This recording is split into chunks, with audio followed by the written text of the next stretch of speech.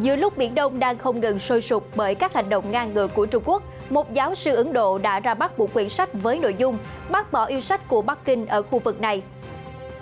Eo biển Đài Loan cũng đang nóng lên từng ngày. Trong bối cảnh đó, Nhật Bản lên kế hoạch triển khai thêm một đơn vị tác chiến điện tử ở đây nhằm tăng cường khả năng thu thập thông tin tình báo. Sau khi bị Trung Quốc liệt vào danh sách đen, người đứng đầu cơ quan ngoại giao Đài Loan mỉa mai đây là cơ hội hiếm có.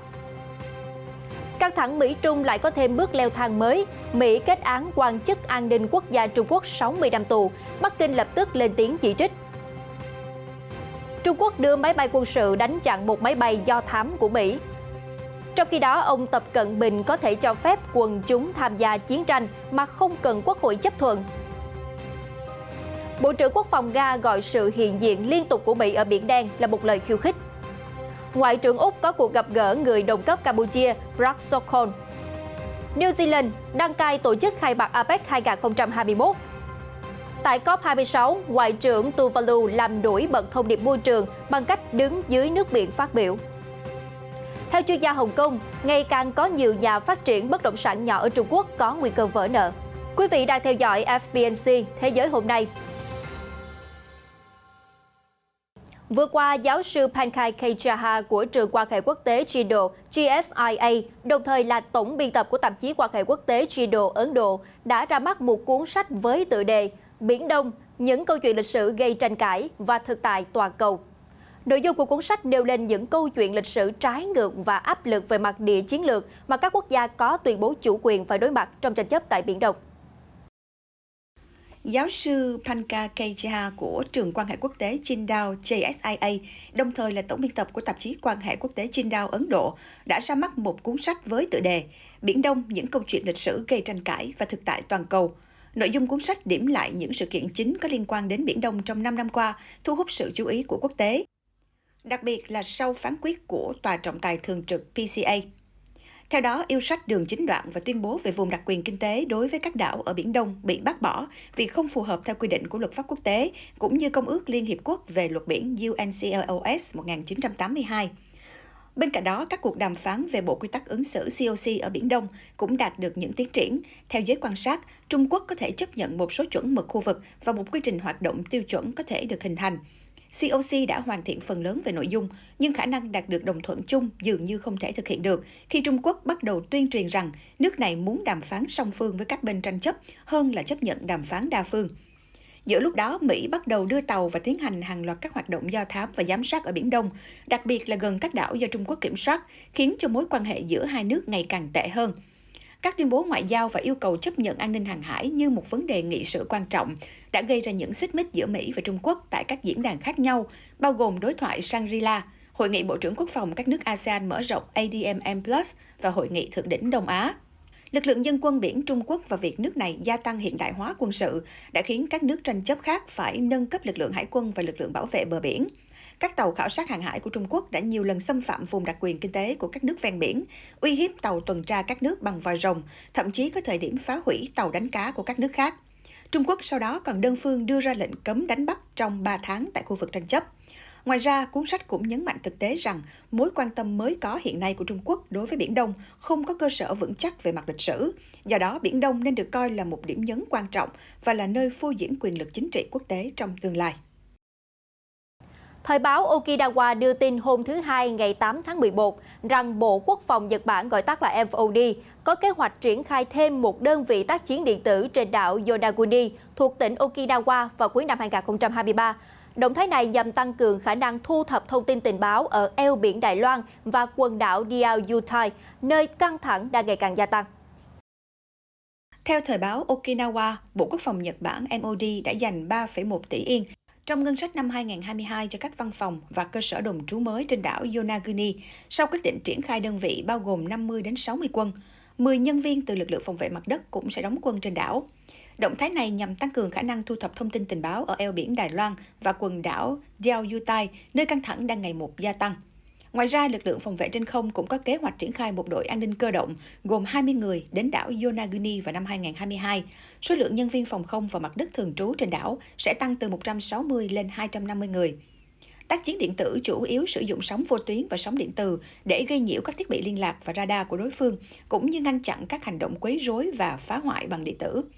Thời báo Okinawa chỉ ra rằng đơn vị tác chiến điện tử mới sẽ được trang bị hệ thống tác chiến điện tử mạng gắn trên xe, có thể thực hiện các chức năng như nhận và phân tích sóng điện tử, cũng như gây nhiễu liên lạc của đối phương. Thứ Sáu tuần trước, người phát ngôn của Văn phòng các vấn đề Đài Loan, gọi tắt là CAO, của Trung Quốc cho biết Bắc Kinh sẽ trừng phạt những người ly khai, đòi Đài Loan độc lập bằng cách cấm người đó và gia đình nhập cảnh vào Trung Quốc và các đặc khu hành chính như Hồng Kông hay là Macau.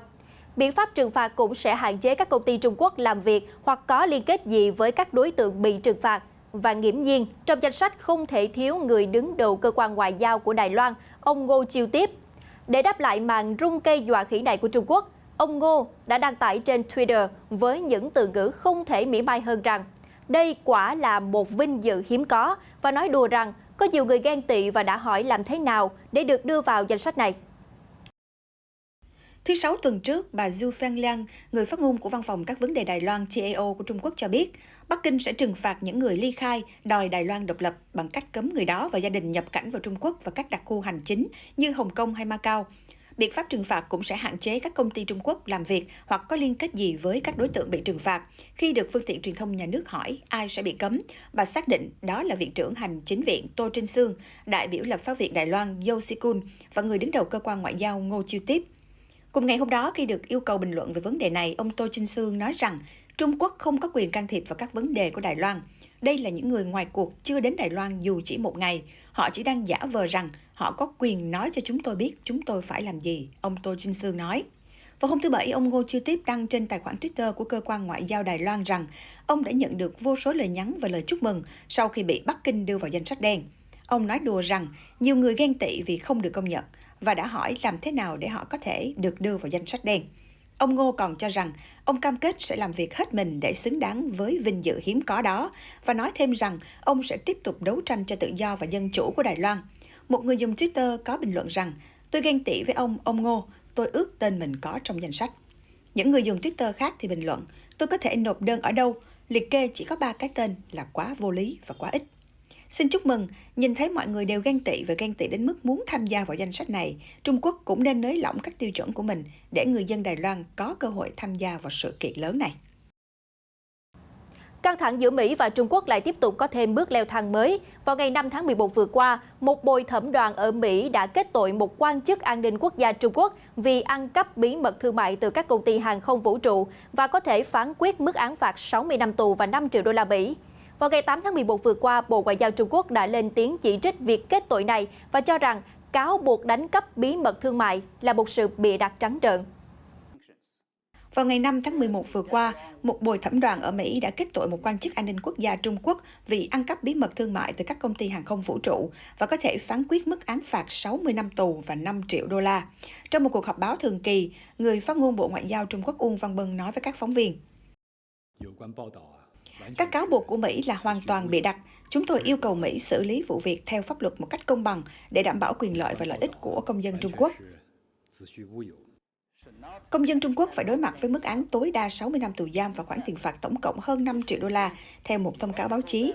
Và người này sẽ bị kết án bởi một thẩm phán tòa án quận liên bang Mỹ. Theo Taiwan News, vào sáng ngày thứ Hai, ngày 8 tháng 11, một máy bay quân sự Trung Quốc được cử đến để đánh chặn một máy bay do thám tử của Mỹ, được cho là đã xâm phạm vùng nhận dạng phòng không, gọi tắt là ADIZ của Đài Loan. Theo trang Facebook vùng trời Tây Nam của Trung ương của Quân đội Giải phóng Nhân dân Trung Quốc POAAF, có nêu rõ đây là lực lượng không quân Trung Quốc, các bạn đang tiếp cận không phận của tôi và ảnh hưởng đến an toàn bay, hãy rời đi ngay lập tức nếu không sẽ bị đánh chặn. Chỉ 8 phút sau, máy bay quân sự của POAAF đã cố gắng đánh đuổi chiếc máy bay do thám của Mỹ, được cho là đã tiến vào ADIZ của Đài Loan. Không quân Đài Loan đã phản ứng bằng cách phát một cảnh báo vô tuyến về phía máy bay Trung Quốc khi nó bị phát hiện ở độ cao 8.500 mét. Theo Taiwan News, mới đây, ban lãnh đạo trung ương của Đảng Cộng sản Trung Quốc do Chủ tịch Tập Cận Bình đứng đầu đã được trao quyền lớn hơn trong việc huy động quân đội tham gia chiến tranh mà không cần có sự chấp thuận của Quốc hội. Theo Nikkei Asia, các quyền lực mới cho phép ban lãnh đạo thực hiện những thay đổi đột ngột đối với một số luật liên quan đến việc huy động vũ trang khi đất nước đang trong tình trạng chiến tranh.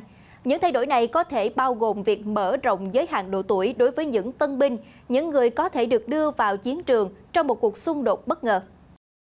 Mới đây, Ủy ban Thường vụ Trung Quốc NPC đã thực hiện các thay đổi đối với luật động viên quốc phòng, luật phòng không dân dụng, luật giao thông quốc phòng và luật giáo dục quốc phòng vào tháng 10. Những cải cách này cho phép ban lãnh đạo Trung ương thay đổi khẩn cấp các biện pháp huy động khi xét thấy cần thiết.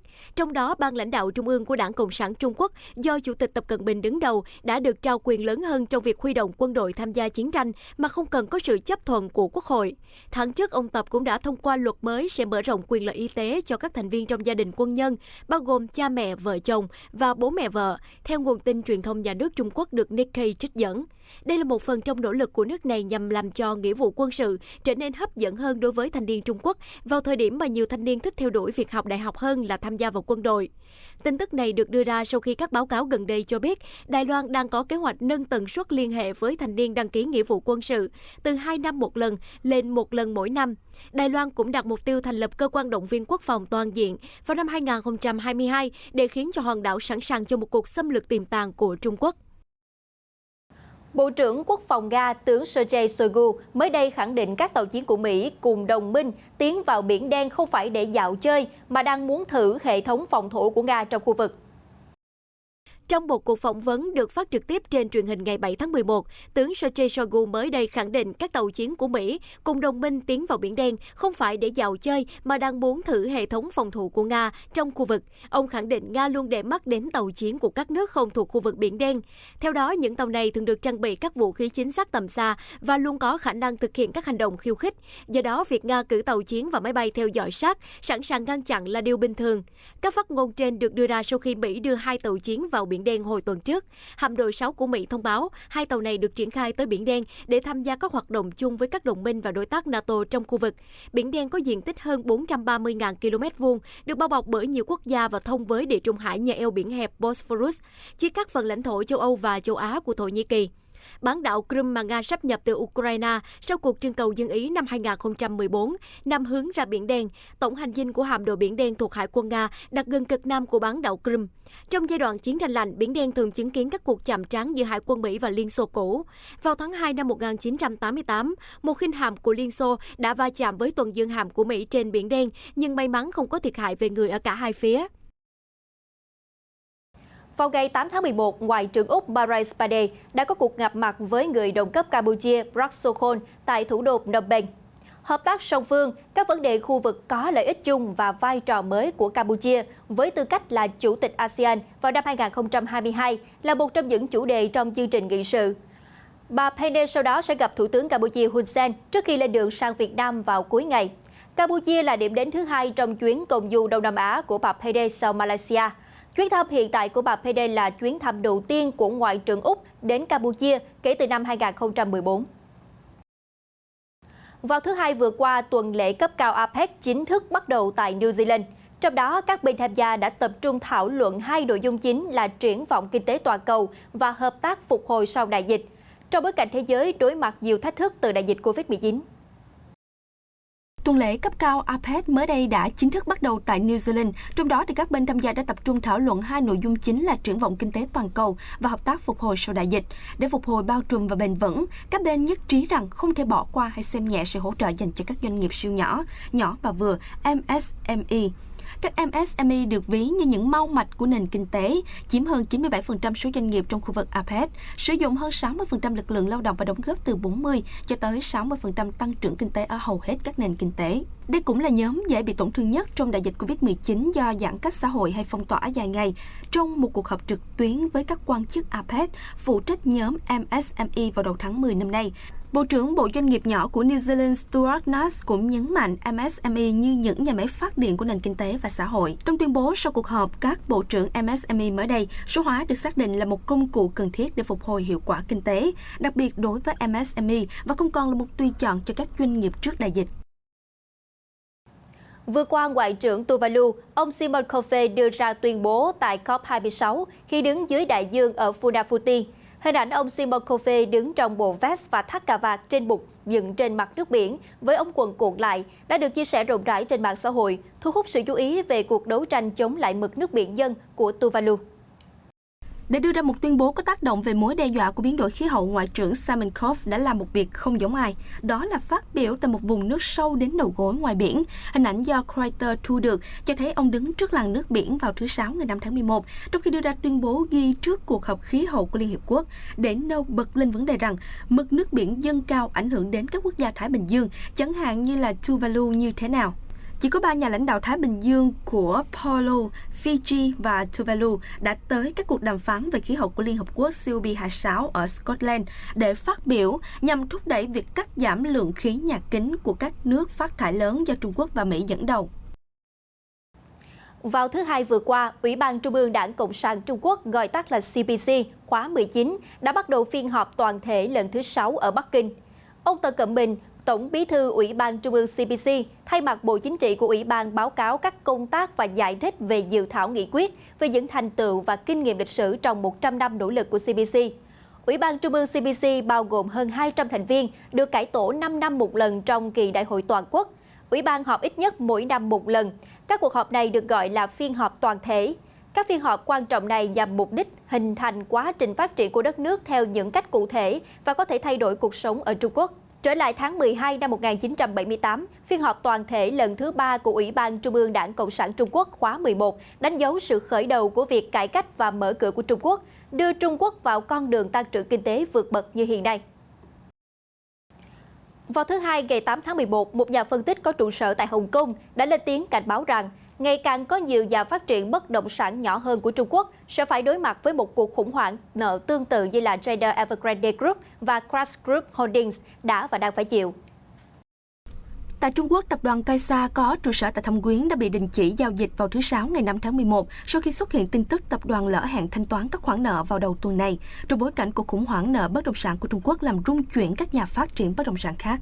Kaisa cho biết trong một tuyên bố hôm thứ Năm ngày 4 tháng 11 rằng họ phải đối mặt với áp lực thanh khoản chưa từng có cho thị trường bất động sản trong nước khá rối ren, bên cạnh đó là sự tụt hạng xếp hạng của công ty. Những rắc rối của Kaisa xảy ra trong bối cảnh lo ngại về cuộc khủng hoảng thanh khoản ngày càng lan rộng trong lĩnh vực bất động sản Trung Quốc, với một loạt các vụ vỡ nợ ở nước ngoài, hạ xếp hạng tín dụng và bán tháo cổ phiếu và trái phiếu của các nhà phát triển trong những tuần gần đây. Kaisa có khoản nợ nước ngoài sắp đến hạn trong năm nhiều nhất so với bất kỳ nhà phát triển bất động sản nào ở Trung Quốc nào sau khi hợp tác với JD Evergrande, tập đoàn đang lao đao với khoản nợ hơn 300 tỷ đô la Mỹ. Theo Reuters, thặng dư thương mại của Trung Quốc với Mỹ đạt 40,75 tỷ đô la trong tháng 10, giảm so với mức 42 tỷ đô la trong tháng 9. Trong 10 tháng đầu năm, thặng dư là 320,67 tỷ đô la. Đầu tháng 10 vừa qua, đại diện thương mại Mỹ Catherine Ta đã cam kết loại trừ thuế quan đối với một số mặt hàng nhập khẩu của Trung Quốc, trong khi vẫn chỉ trích Bắc Kinh vì không giữ một số lời hứa trong thỏa thuận thương mại giai đoạn 1 được thực hiện dưới thời chính quyền cựu Tổng thống Donald Trump. Kính thưa quý vị, cuộc thi Marathon New York City mới đây đã trở lại sau một năm bị hoãn vì đại dịch Covid-19. Giải marathon lớn cuối cùng của năm đã chứng kiến cuộc tranh tài gây cấn của 33.000 vận động viên. Nhà vô địch Olympic Peres Jepchirchir đã giành chiến thắng ở nội dung nữ trong lần tổ chức thứ 50 của cuộc thi Marathon New York City vào cuối tuần qua. Cô về đích với thành tích 2 giờ 22 phút 39 giây. Đồng nghiệp người Kenya của cô là vận động viên Onber Kokir đã giành chiến thắng trong nội dung của nam với thành tích 2 giờ 8 phút và 22 giây. Cuộc thi năm nay chứng kiến gần 33.000 vận động viên tranh tài dưới cái lạnh 40 độ F, tức khoảng gần 5 độ C. Đây là cuộc thi với số lượng đông đảo vận động viên tham gia đầu tiên kể từ khi đại dịch bùng phát và nước Mỹ đang dần quay lại những hoạt động thường nhật. Một tổ chức bảo vệ động vật hoang dã của Pakistan đang vô cùng nỗ lực chạy đua với thời gian theo đúng nghĩa đen để cứu lấy một con cá heo sông Indus sau khi con vật này bơi lạc vào khu vực mà nó vốn không thuộc về. Các nhân viên cứu hộ thuộc tổ chức động vật hoang dã Sins Wildlife của Pakistan đã sử dụng lưới để bẫy một con cá heo nước ngọt và vận chuyển nó bằng đường bộ đến khu bảo tồn cách đó khoảng 80 km. Kể từ năm 1992, Sins Wildlife đã tiến hành khoảng 200 cuộc giải cứu cá heo, trong đó khoảng 30 con cá heo đã chết. Nhưng từ năm 2019 đến nay, tất cả 27 nhiệm vụ giải cứu đều thành công. Khi đưa một con cá heo ra sông, chúng tôi rất cẩn thận về một số điều. Đầu tiên là da của nó không được khô và phải có cảm giác rằng nó vẫn đang ở dưới nước. Đó là lý do tại sao chúng tôi tiếp tục tưới nước lên nó. Tuy nhiên, chúng tôi phải đảm bảo rằng nước không xâm nhập vào mũi vì nó thở qua đó. Chúng tôi phải cố gắng đưa nó ra sông càng sớm càng tốt. Sống trong vùng nước đục của sông Indus hàng triệu năm, loài động vật có vú này nhiều con đã bị mù, nhưng chúng đã học được cách sống chung với điều đó. Loài vật này có thể di chuyển qua các vùng nước nhờ sự trợ giúp của hệ thống cảm nhận âm thanh thính giác hay hệ thống định vị bằng tiếng vang. Đây là một trong 4 loài cá heo nước ngọt duy nhất còn lại trên trái đất cho đến ngày nay. Cá heo từng bơi tự do trong hệ thống sông Indus của Pakistan. Sông đang bị dần đào thải khỏi môi trường sống tự nhiên bởi các hoạt động của con người. Các con đập đã chia cắt các phần sông để phục vụ tưới tiêu, cũng như nước ngày càng trở nên ô nhiễm.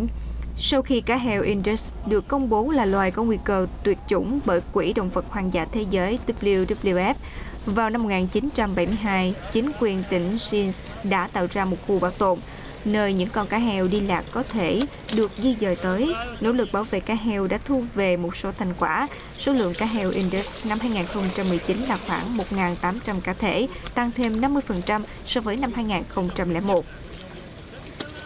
Giải vô địch nhảy hip hop đường phố Red Bull BC One 2021 đã được diễn ra vào cuối tuần qua tại thành phố Gdansk của Ba Lan. Hai thí sinh Amir Zakirov và Logis lần lượt được gọi tên cho ngôi vị cao nhất ở dòng giải B-Boy và B-Girl.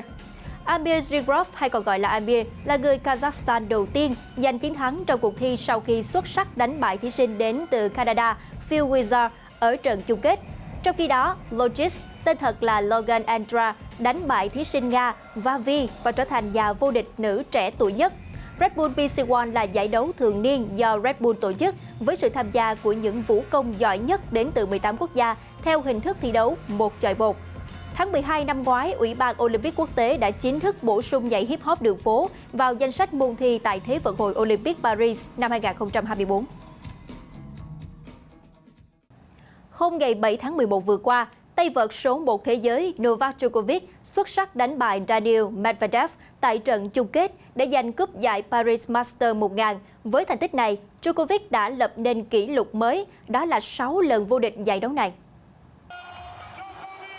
Thắng sau 3 set đấu 4-6, 6-3, 6-3 trong 2 giờ 16 phút trên sân trung tâm ở tổ hợp quần vợt Accor Arena, Pháp.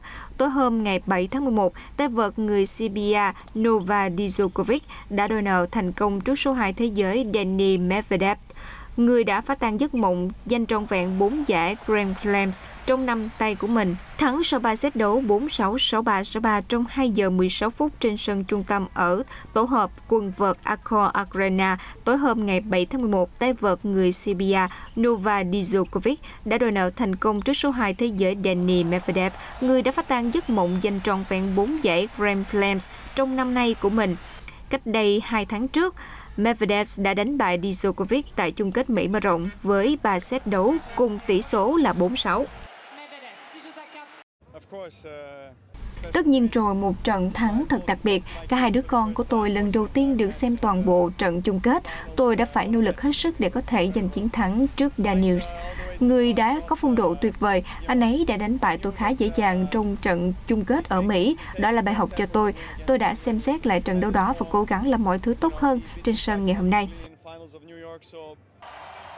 Danh hiệu Paris Masters 2021 đã đưa Djokovic tiếp tục là tay vợt thành công nhất tại giải Masters cuối cùng trong năm với 6 lần vô địch, đồng thời giúp anh vượt mặt đại kình địch Rafael Nadal để trở thành tay vợt đầu tiên trong lịch sử nắm 37 danh hiệu ATP Masters 1000.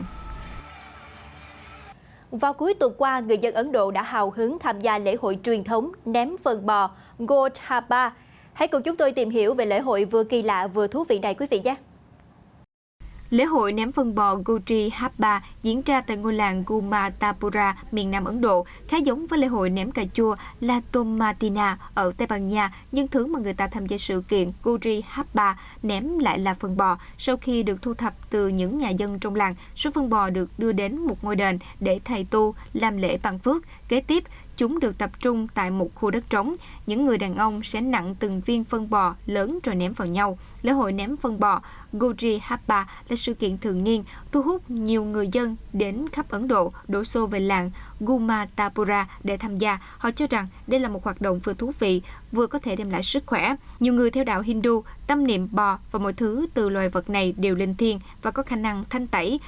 Thủ tướng Ấn Độ Narendra Modi, một người theo đạo Hindu, luôn thúc đẩy những nỗ lực để bảo vệ bò. Nhiều bang ở Ấn Độ từ lâu đã cấm giết mổ loài vật này để lấy thịt. Thông tin vừa rồi cũng đã khép lại bản tin Thế giới hôm nay. Hẹn gặp lại tất cả quý vị trong những chương trình tiếp theo trên tất cả các nền tảng của FBNC.